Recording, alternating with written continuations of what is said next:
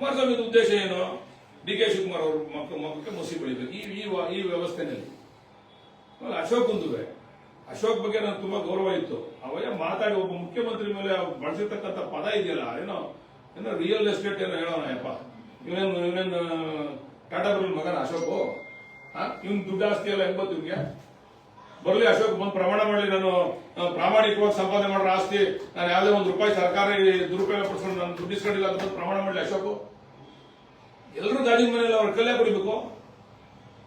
ಏನೋ ನಾನು ಒಬ್ಬ ಸತ್ಯ ಹರಿಶ್ಚಂದ್ರ ಡಿ ಕೆ ಶಿವಕುಮಾರ್ ಪ್ರಾಮಾಣಿಕವಾಗಿ ಒಪ್ಕೊಂಡವ್ರೆ I am A business man ಅಂತ, professional I am A business man ಅಂತ ಒಪ್ಕೊಂಡವ್ರೆ ಡಿ ಕೆ ಶಿವಕುಮಾರ್ ಅವರು.